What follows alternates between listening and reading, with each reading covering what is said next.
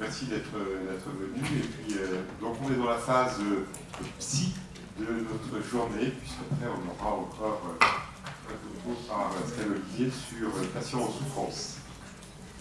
Vous gardez vos questions pour les temps d'échange qu'il y aura tout à l'heure au moment des tables rondes.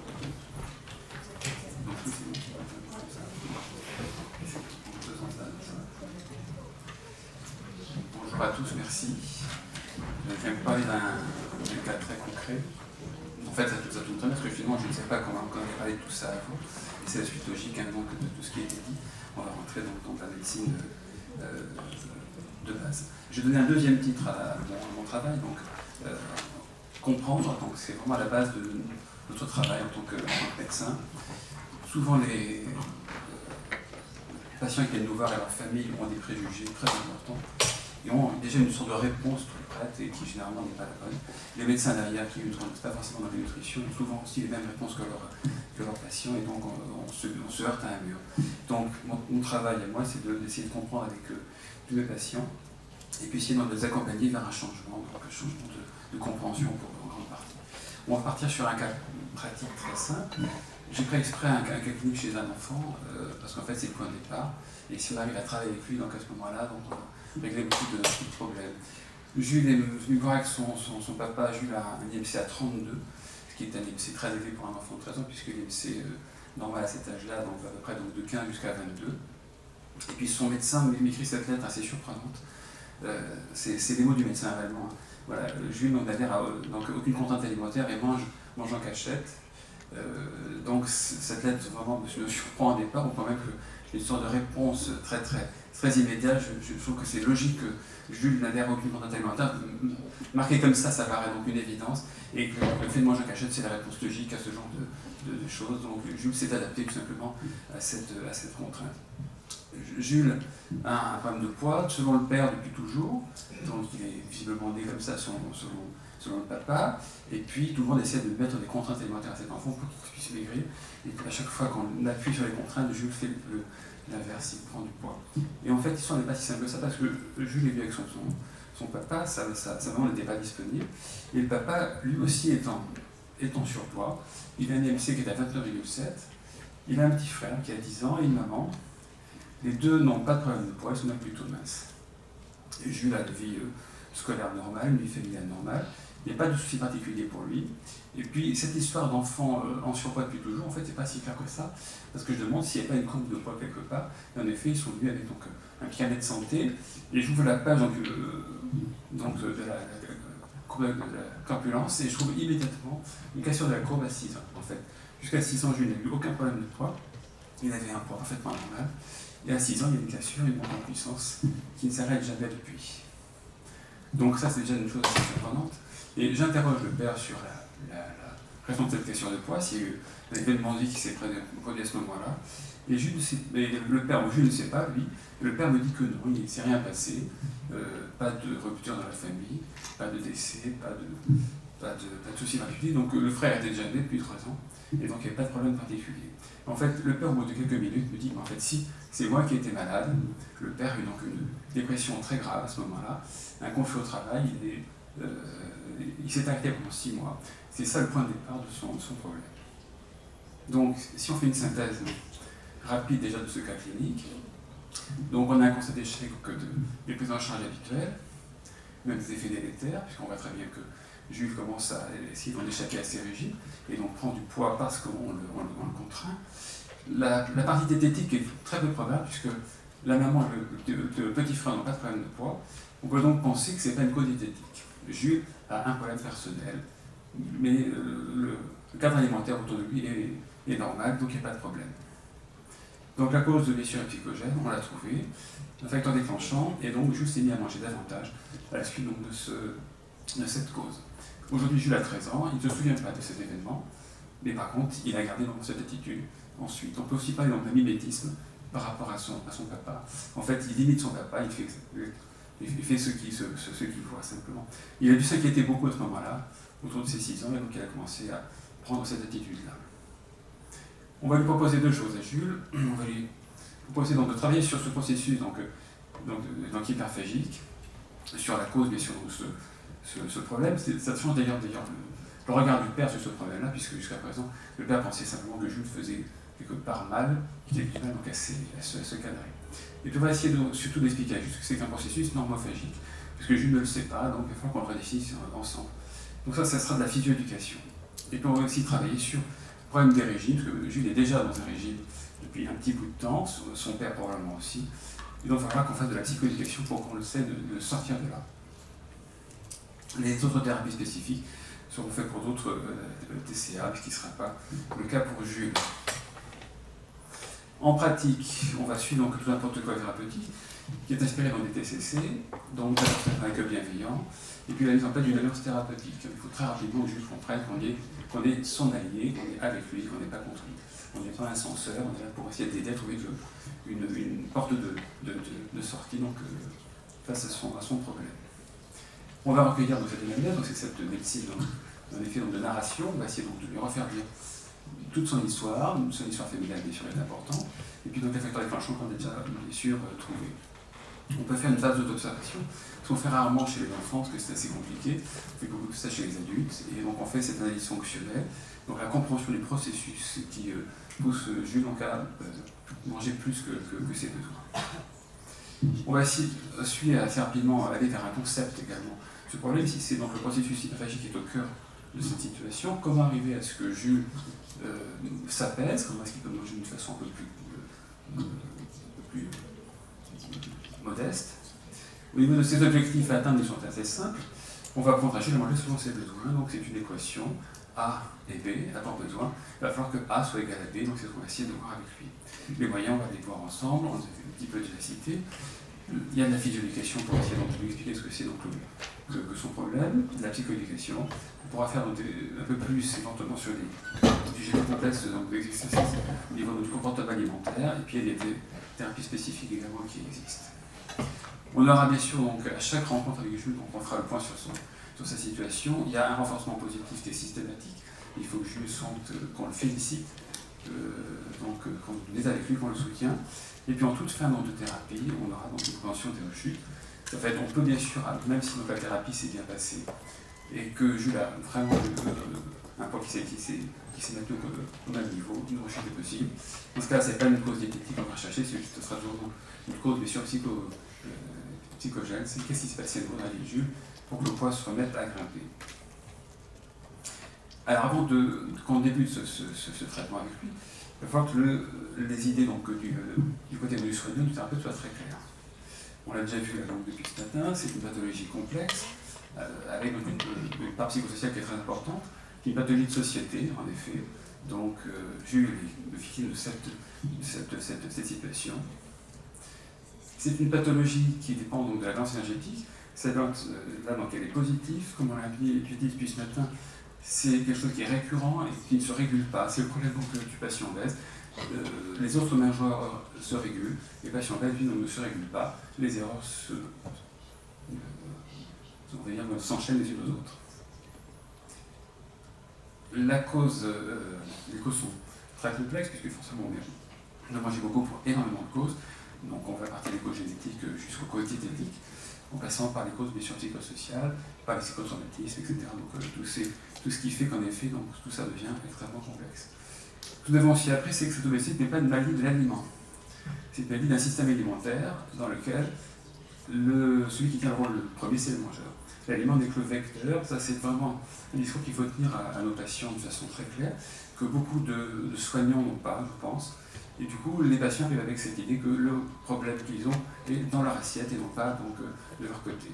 Alors en fait, l'aliment n'a pas ce pouvoir-là, ce n'est que le vecteur simplement. La résistance au changement, elle est extrêmement habituelle, même pour dire que c'est vraiment la règle. En fait, c'est très difficile de changer son poids. Maigrir, c'est facile parce que c'est du court terme. Mais changer son poids moyen et à long terme, c'est extrêmement complexe puisqu'il y a énormément de facteurs qui sous-tendent cet état de fait. On peut parler donc dans ce cas-là que cette résistance au changement est donc une forme ici d'économie psychique donc de l'obésité. Le mangeur fonctionne comme ça parce qu'il y a des raisons pour qu'il fonctionne comme ça. Il y a sûrement une souffrance derrière tout ça, donc des mécanismes de défense qui sont mis en place. Donc on peut penser que l'acte donc alimentaire qui consiste à manger plus que ses besoins a une fonction utile. C'est une fonction qui apaise ce mangeur, qui lui permet donc de se maintenir dans une forme morale à peu près constante. Ce que nous avons donc appris, c'est que c'est un symptôme défensif, surtout ces formes sévères et très sévères, et qu'il faut donc comprendre la cause de ce symptôme-là pour pouvoir l'aider, de pouvoir le faire baisser. Donc il faut avoir un traitement avant tout étiologique. Si on n'a qu'un traitement symptomatique, on va forcément vers un échec. Ça, on le connaît tous et on le voit tout le temps. Donc il faut aussi, bien sûr, penser à ce risque-là, qui est un risque important. Donc nos pratiques, surtout celles des régimes, entraînent une gestion des conséquences. Donc extrêmement délétères, il va falloir ensuite prendre en compte. La physioéducation va répondre à des questions très simples. Qu'est-ce que l'obésité? Pourquoi et comment consiste-t-on? Et qu'est-ce que je suis censé faire? Les questions sont très simples, mais les patients n'ont pas forcément cette réponse-là. Et c'est surprenant de voir qu'après des années de suivi pour certains patients, ces trois questions-là sont toujours aussi floues pour eux. Ils ne savent pas forcément pourquoi et comment ils grossissent, et ils ne savent pas non plus ce qu'ils sont censés faire. Souvent, ils ont des réponses de régime, ils n'ont pas des réponses concrètes. Peu de gens peuvent vous dire que la prise de poids est liée au fait qu'on mange plus que ses besoins simplement. Alors on va faire avec Jules un travail très simple, on va prendre une feuille, on va faire un dessin, on va faire une balance, et on va lui expliquer ce que c'est que la balance énergétique. Alors on fait vraiment le dessin avec une balance à l'ancienne, avec les deux plateaux, les apports d'un côté et les besoins de l'autre. On va expliquer que les aliments rentrent dans d'un côté, ce sont les apports, les besoins donc, sont de l'autre côté, le corps va se servir donc, de ce qui a été mis donc, dans la balance de ces apports, et si les deux plateaux sont au même niveau, il ne se passera rien. La prise de poids intervient à l'instant, il y a un déséquilibre entre les deux, il y a plus d'apports que de besoins, ou il y a moins de besoins que d'apports, puisque les besoins sont aussi aujourd'hui mis en cause, puisque les dépenses physiques sont de moins en moins hautes. Il y a deux équilibres distincts, qu'on va bien expliquer aussi. Un vrai équilibre, c'est l'équilibre qui concerne que les apports, c'est cet équilibre de la qualité alimentaire. Simplement, on peut manger équilibré, on peut manger de façon diversifiée. C'est intéressant, mais ça ne fera pas beaucoup bouger le problème du poids, puisque le problème du poids, il est de l'autre côté. En fait, il intègre les deux plateaux de la balance, c'est cet équilibre énergétique. Donc manger équilibré ne fait pas maigrir, c'est très important pour indiquer ça à nos patients. C'est bien, c'est important pour être en bonne santé. Par contre, le poids, c'est l'équilibre énergétique qui va compter. Donc on va essayer de faire en sorte que Jules travaille sur ce thème-là. Donc on ne va pas lui donner toutes les réponses, bien sûr. On va poser des questions, on va lui dire comment est-ce que tu fais pour que A et B soient l'un en face de l'autre. Comment est-ce que tu te débrouilles de ça? Donc Jules n'a pas de réponse particulière, et c'est le papa à qui je pose la question, comment peut-on adapter le niveau des apports, le niveau des besoins? Le papa, il a des réponses de régime, forcément. Donc il va parler de légumes, il va parler éventuellement d'eau à boire, il va parler de sport, mais je vais dire que ce n'est pas suffisant. Il faut vraiment qu'il y ait une lecture plus précise, quelque chose qui s'adapte beaucoup mieux encore entre ces deux plateaux. Alors je vais l'aider, je vais lui dire on va se déporter un petit peu, on va arrêter de regarder tous les apports, on va être de l'autre côté, vers les besoins. On va se dire comment c'est qu'on a besoin de manger. Donc on va travailler finalement sur les lectures, les sensations de faim, etc. Et puis on va rentrer vraiment dans le détail, et je vais demander à Jules comment il sait qu'il a faim, donc comment il sait sur un plan corporel, ce qu'il ressent, comment pour lui ça s'exprime. Bon, il va me dire quelque chose, il y a une sensation en effet de creux dans l'estomac, de sensation de vide, voilà. Et donc doucement on va amener aussi d'autres questions, comment tu sais que tu n'as plus faim? Mais généralement les enfants qui ont un traitement d'obésité, eux ils savent quand ils n'ont plus faim, c'est quand ils ne veulent plus manger, quand l'estomac est rempli généralement. Donc ils s'arrêtent quand l'estomac est plein. Et pour eux c'est ça, en effet, le signal d'arrêt de la prise alimentaire. On va redéfinir ça avec lui. On va faire un autre destin, donc on va faire un petit dessin d'une poche gastrique, l'estomac, on va mettre la faim en bas, et puis on va faire monter doucement donc, le signal de la faim, indiquer qu'en effet la faim va diminuer au fil du temps et de la prise alimentaire, et que le rassasiement va se mettre en place, et qu'on n'a pas à arriver jusqu'en haut donc, de l'estomac. Donc en fait, lui distingue lui-même la sensation de faim, le rassasiement, et le fait d'avoir l'estomac rempli. Donc ça c'est très important pour lui. On va lui faire rappeler par des phénomènes de simple feedback ce qu'il a compris pour voir si pour lui tout est clair. Donc, il a compris qu'il va falloir qu'il mange selon sa faim les aliments qu'il veut, donc ça c'est vraiment pour lui la grande nouvelle, puisqu'avant il y a vraiment cet interdit alimentaire. Là, on a vu qu'il n'y a pas de souci dans la famille, que les repas étaient parfaitement simples et sans aucun problème. Donc, Jules peut manger donc, vraiment les aliments qui lui plaisent, comme le reste de la famille. Par contre, il faut qu'il essaie de respecter mieux les sensations de faim pour que dans cet équilibre se fasse. Donc la physioéducation a rappelé une chose très très évidente, c'est que les aliments ont donc un rôle individuel, mais ne peuvent pas avoir un rôle propre sur la courbe de poids à eux seuls, c'est la totalité des aliments qui va compter. Donc ça c'est important, donc cette obésité c'est une pathologie qui est globale, et donc chaque aliment va compter, donc aucun aliment sera mis sur le côté. Donc on ne mange pas d'aliments à volonté, ça c'est un discours parfois qu'on peut entendre, les aliments donc seulement en fonction de nos besoins, parce qu'à volonté c'est faire autant que je veux, et donc autant que je veux ça peut être plusieurs kilos dans ce cas-là, ce qui ne veut bien sûr absolument rien dire. Inversement, il n'y a pas d'aliments interdits puisque les aliments n'ont pas de pouvoir propre sur le poids. Il n'y a pas d'effet grossissant avéré, en tout cas chez les aliments, même si aujourd'hui c'est un sujet qu'on discute beaucoup. Et encore moins, donc, bien sûr, d'effet amaigrissant. Les aliments ne font pas maigrir non plus, aucun d'entre eux n'a un tel pouvoir. La régulation se fait par la lecture de la sensation corporelle de faim, ainsi que ça, bien sûr, aussi dans le rassasiement. Bien sûr, nous sommes des êtres humains, donc on mange pour plein d'autres raisons. On va voir, on mange aussi pour des raisons sociales, émotionnelles, pour des raisons affectives. On va donc aussi aider Jules, c'est aussi pour son papa, et c'est lui expliquer ce que c'est d'une fonction donc, alimentaire dite normale. C'est quoi manger d'une façon normale? C'est manger selon ses besoins, et on a 3 types de besoins. Le premier des besoins, c'est un besoin physique, biologique, on a besoin de se nourrir. Il faut apporter donc, à notre corps dans des tas de choses qui apportent notre aussi notre calories. Et les sensations de faim, c'est elle qui va donner le point de départ et également donc, dire après quelle quantité il faut mettre dans notre assiette, dans notre ventre. Deuxième besoin, c'est un besoin hédonique. On mange l'aliment qui nous plaît en termes de goût, en termes de saveur, à sa faim. Et puis le troisième besoin, c'est un besoin qui est très symbolique, c'est le sens de ce repas, de cet acte alimentaire. On ne mange pas pareil si on mange seul, si on mange avec quelqu'un. Si le repas est un repas chaque jour, tous les jours, ou bien si c'est un repas de fête, ce n'est pas la même fonction. Au niveau donc, donc l'assaiement, c'est un état de satisfaction. On a couvert ces 3 besoins. Alors on peut les couvrir de façon adaptée, bien sûr. Donc on peut couvrir les 3 au même moment, ce qui est très bien, mais pas forcément. Parfois le repas est extrêmement convivial, le repas est là avec une cause affective, une cause émotionnelle. Parfois l'aliment est extrêmement bon, on va manger plus, mais comme le système s'autorégule, on aura en principe moins faim la fois suivante. Et donc le mangeur qui se régule, lui, ça le sait, il le fait de façon, même sans y penser, c'est quelque chose qui est vraiment dans son intuition, dans son instinct pratiquement. Et le mangeur, lui, qui est en combat avec son poids, en combat avec tous ses aliments, lui par contre ne sait plus faire ça, puisque lui, l'erreur également en fait, c'est irréversible, donc il n'en tiendra pas compte pour le coup suivant. On va.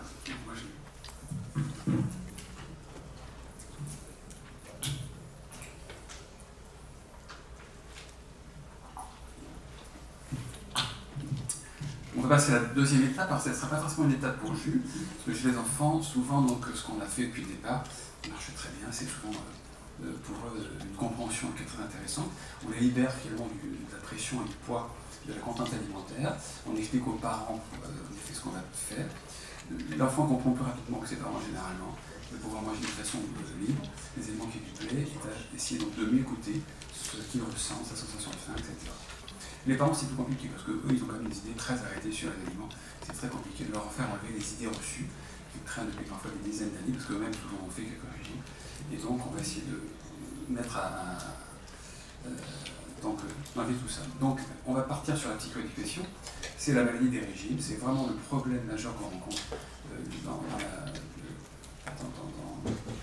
chaque jour auprès de nos patients. On a beaucoup de mal aussi à convaincre nos confrères d'arrêter d'envoyer les patients faire des régimes, même si le court terme peut paraître intéressant, le moyen terme et le long terme est absolument catastrophique. Donc la pratique des régimes reste aujourd'hui très dominante chez tous les patients qui ont des problèmes de poids, et c'est la réponse immédiate que les familles donnent, bien sûr, parce qu'elles ne sont pas forcément scrupuleuses, mais que les médecins aussi donnent. Immédiatement, on va dans des centres minceurs, on va voir des gens qui vont faire maigrir très rapidement. Donc les effets positifs des régimes sont connus, on maigrit vite, l'estime de soi remonte très rapidement, socialement c'est extrêmement valorisé, en effet, donc tout le monde ne parle que de ça. Et puis les effets bien sûr délétères à moyen et long terme sont connus, mais personne n'en parle, ceux-là, ils sont généralement mis sous le tapis, et on estime que c'est la faute du mangeur, il n'a pas fait ce qu'il fallait faire, il n'a pas su tenir son régime, alors qu'on sait que le régime va échouer à 80%, donc rien qu'au bout d'une année, et quasiment 95 ou 100% entre 2 et 5 ans.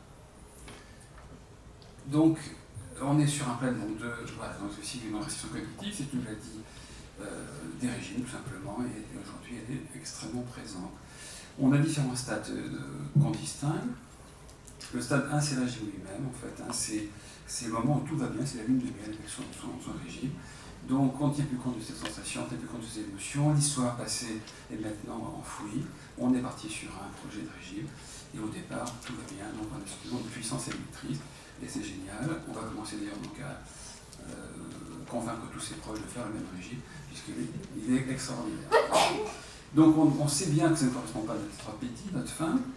On mange sans faim à certains moments, juste parce que c'est écrit sur le papier. D'autres moments, on a encore faim, mais on s'arrête parce que c'est également écrit sur le régime. Et puis, la carapace va commencer à se fondre parce que finalement, les problèmes initiaux qui ont créé donc, cette obésité sont toujours là.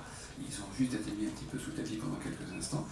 Et puis, les émotions vont commencer à pousser. Donc, et puis, on va se rendre compte que c'est difficile d'appliquer aucun régime dans la vraie vie, puisqu'on a beaucoup plus de contraintes qu'on ne le pense. Donc, on sait toujours qu'on a plus faim ou qu'on n'a pas faim, mais on n'arrive plus à respecter le protocole. Et la fissure commence à être de plus en plus grande, on commence à craquer. Le stade 3, donc, en effet, là, est beaucoup plus complexe. C'est un stade où les gens s'enferment dans un régime complètement. En fait, on oublie son corps. C'est-à-dire qu'on oublie ses sensations de faim. On est incapable de les lire, puisque tout est maintenant dans le régime. C'est un régime qui a un protocole. On a une gestion qui est absolument mentalisée. On sait ce qu'on va manger demain matin, ça sera les mêmes aliments qu'hier, et ça sera les mêmes aliments que demain. En fait, tout est identique tout le temps, et on pense que c'est les meilleurs choix possibles. Le problème, c'est que le régime est artificiel, ne correspond à rien. Il correspond juste à une sorte d'aspect théorique des choses, mais impossible que ça colle vraiment avec une vraie vie. Donc généralement, les gens sont au régime en permanence, ils ne maigrissent pas. Le plus souvent, ils grossissent, puisque le régime est en fait tout simplement faux. Et, pour eux, il est parfait, mais en réalité, ça ne marche pas. Le stade 4, c'est quand l'armure s'arrache complètement. Et en fait, on a donc cet envahissement émotionnel, donc on ne peut plus résister du tout aux émotions, et quelles que soient les émotions positives ou des émotions qui sont beaucoup plus négatives. En fait, dès l'instant où on perd la maîtrise de ces aliments, on craque complètement.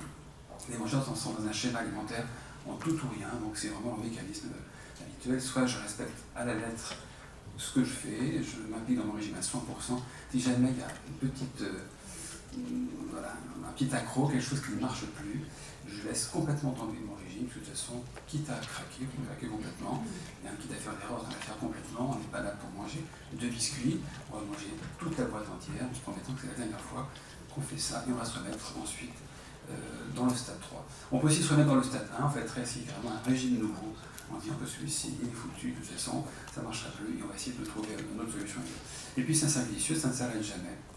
On tourne tout le temps en rond, en pensant que les régimes sont un traitement, alors que c'est juste un régime. Donc c'est le plus fréquent de tous les TCA. C'est un TCA qui n'est pas reconnu par le patient, ni par son entourage, ni non plus par les soignants. Donc c'est très difficile d'expliquer aux confrères que cette pratique-là n'est pas une bonne pratique.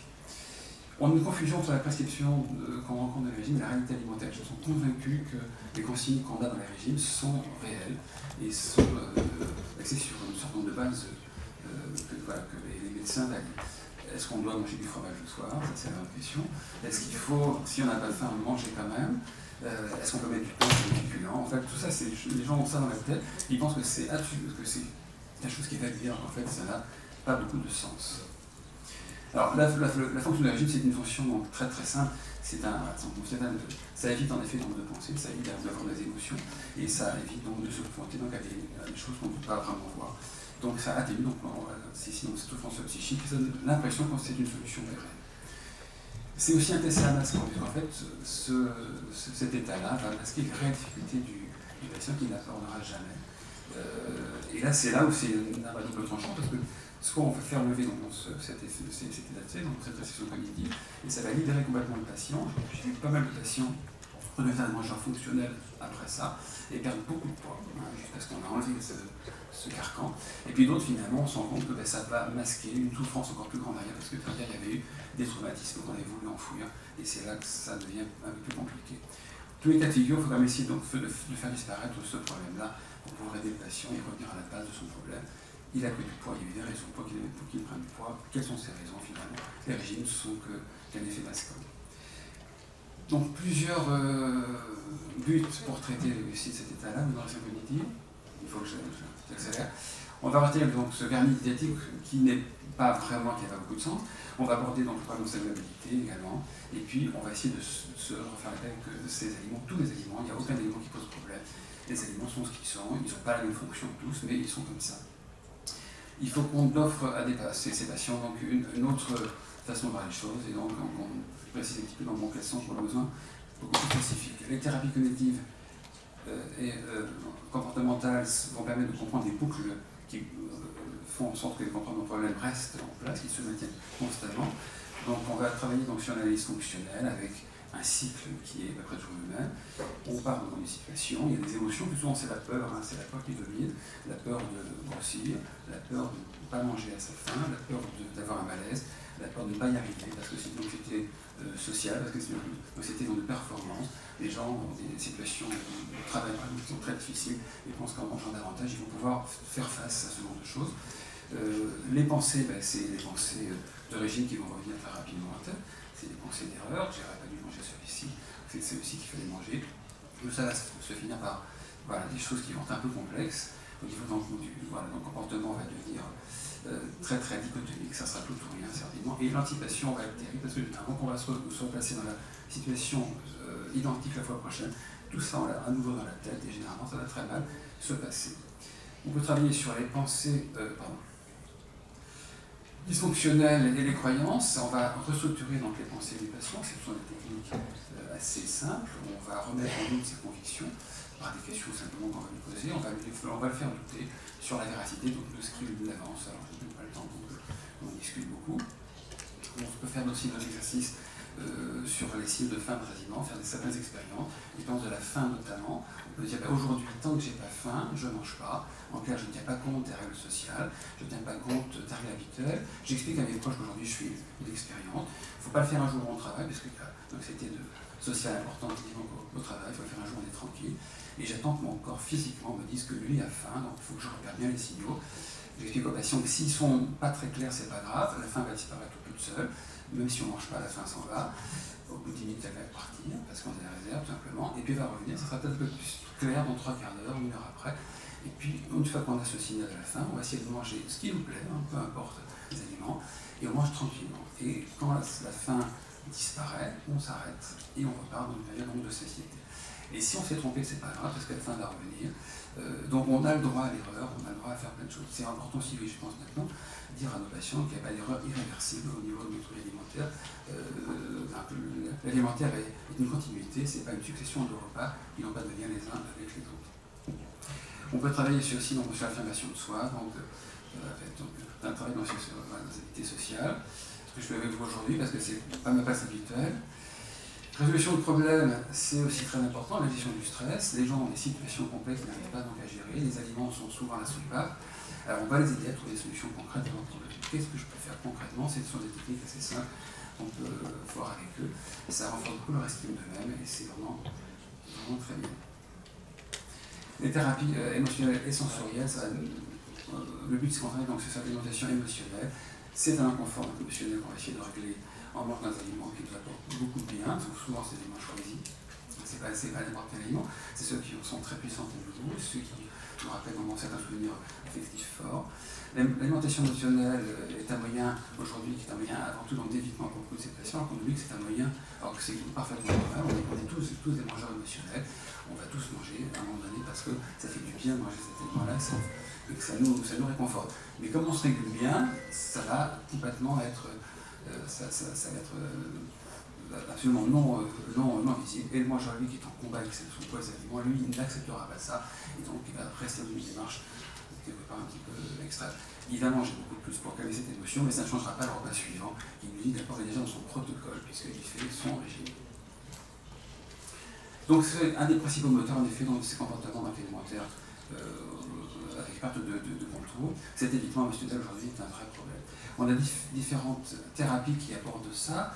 Les thérapies, donc j'ai presque fini, il n'y a plus qu'une seule diapositive.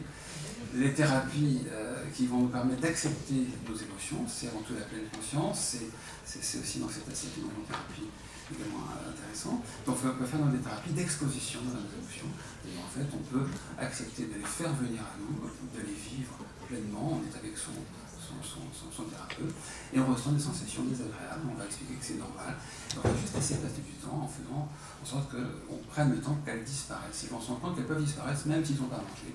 Finalement, c'est juste une histoire de temps. Il faut accepter de laisser passer 30, 40 secondes, une minute simplement, et ces angoisses, avec tous les symptômes qui vont avec, le fait qu'on se sente très mal, très oppressé, etc., vont partir. Donc manger n'est pas forcément une solution qui va régler toujours un problème. On peut très bien aussi le faire autrement. Je ne dirai rien du tout de toutes les autres thérapies qui vont suivre derrière. Voilà. Et ensuite, la conclusion. Donc, les facteurs bien sûr sont avant tout psychosociaux. C'est très important de les reconnaître. Dans les facteurs psychosociaux, la partie dirigeante en fait partie. Donc, on peut faire donc une thérapie épipathogénique. En fait, on travaille sur la cause du problème, on travaille avec le patient sur des choses très concrètes, en essayant de l'aider dans ce qu'il vit. Et puis, il faut qu'on redéfinisse avec lui la notion du besoin, accepter qu'on puisse avoir des besoins émotionnels, des besoins gustatifs, des besoins socio-affectifs, savoir lire ses besoins physiques également, c'est très important, accepter toutes ces émotions, prendre en compte les facteurs traumatiques. Vous voyez, ce papa a découvert le jour où j'ai vu ce Jules, et que son fils avait pris une porte parce que lui même avait été malade, il ne le savait pas avant, il était même incapable de penser que c'était à cause de ça. Et puis, accepter qu'on ait des émotions de réponse alimentaire défensive. Il faut qu'on aille vers un schéma alimentaire beaucoup plus concret, quelque chose qui est pragmatique. Il faut qu'on abandonne les dogmes diététiques qui sont parfois très particuliers quand même. Et puis il faut qu'on accepte qu'on est tous des mangeurs spécifiques, des mangeurs atypiques, chacun a sa façon de fonctionner. Tout ce qui compte, c'est que ça se régule plutôt pas mal au bout du compte. Merci beaucoup. Merci.